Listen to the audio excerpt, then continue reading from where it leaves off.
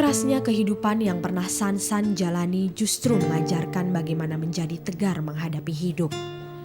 Namun dalam hati kecilnya ia tidak menyalahkan kedua orang tuanya. Aku nggak bisa menikah. Aku tahu mereka kecewa, tapi gimana lagi? Dan aku merasa aku nggak bisa dirubah. Biar ke dokter pun, biar ke psikiater pun tidak akan bisa dirubah.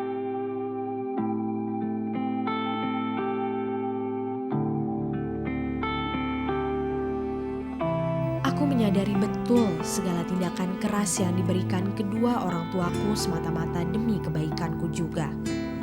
Tapi aku sudah benar-benar tidak punya daya lagi. Saat aku memilih untuk menenangkan sisi kewanitaan dalam diriku, aku terpaksa mengorbankan keluargaku. Aku meninggalkan mereka tanpa pernah sekalipun merasa bersalah. Aku mungkin anak durhaka, tapi aku punya jalan hidupku sendiri. Suka atau tidak, mereka harus terima keputusanku. Bukan aku nggak punya hati. Mereka nggak mau ngerti aja perasaan aku. Aku kan anaknya, coba dong mengerti perasaan aku gimana. Kalau aku dilarang kan dari batinku tertekan ya.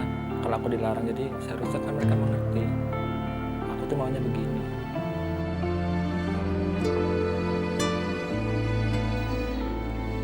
Santoso Tanmiharja adalah nama gagah yang diberikan ayah ibu kepadaku.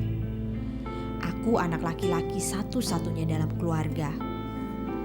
Untuk menyamarkan kelaki-lakianku, selanjutnya aku menyebut namaku dengan Sansan. Kerasnya kehidupan yang pernah Sansan jalani justru mengajarkan bagaimana menjadi tegar menghadapi hidup. Namun dalam hati kecilnya, ia tidak menyalahkan kedua orang tuanya. Karena ia sadar ia tidak mungkin berubah menjadi normal kembali. Tapi di sisi lain, ia juga tidak mau tertekan batin terus-menerus. Sansan tidak pernah tahu bagaimana perasaan mami dan papinya saat ini. Sudah lama sekali ia tidak menghubungi mereka. Ia tidak sadar bahwa selama ini keluarganya masih sangat mengharapkan kepulangannya. Ya, saya sebagai orang tua, ya apalagi sebagai mami yang melahirkan dia, di mana saya mengandung dia 9 bulan, ya saya mengharapkan untuk kalau bisa San, kamu pulang rumah aja. Kita sekeluarga juga menerima kamu apa adanya. Bahkan sang ayah yang selama ini ia pikir telah berlaku terlalu keras terhadapnya, ternyata sejak lama memendam perasaan rindu yang tak terkira. Hanya gambar Sansan di VCD-lah yang menjadi pengobat rindu hati sang ayah jika ia terkenang pada putranya. Saya punya kebetulan punya VCD. Jadi kalau saya ingin melihat dia,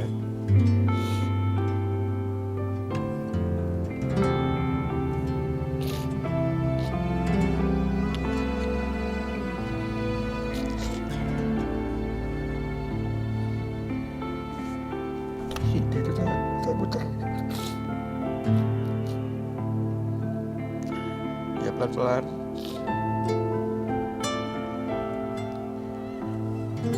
Dengan cara demikian ya.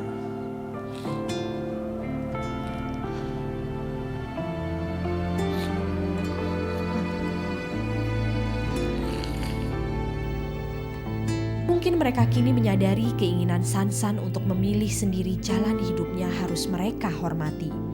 Karena Sansan sudah merasakan gejala-gejala kelainan sejak kecil. Meskipun tidak ada kata terlambat, namun jika akhirnya ia tetap memilih untuk menjadi yang sekarang ini, mereka harus rela dan ikhlas. Apalagi dia itu anak laki satu-satunya dari saya. Ya saya kepingin supaya dia itu ya, kalau pulang pun saya terima. Gak mungkin saya gak terima, ya kan? Apalagi dia itu anak saya. Cuma ya karena gimana ya, karena itu jalan itu yang sudah dia pilih sendiri. Jadi kita nggak bisa apa-apa lagi. Yang mau jalan itu yang dia tempuh ya. Terserah untuk dia, yang terbaik untuk dia mungkin. Saat ini kehadiran Sansan adalah satu-satunya penawar rindu mereka. Entah kapan Sansan akan kembali lagi ke rumah.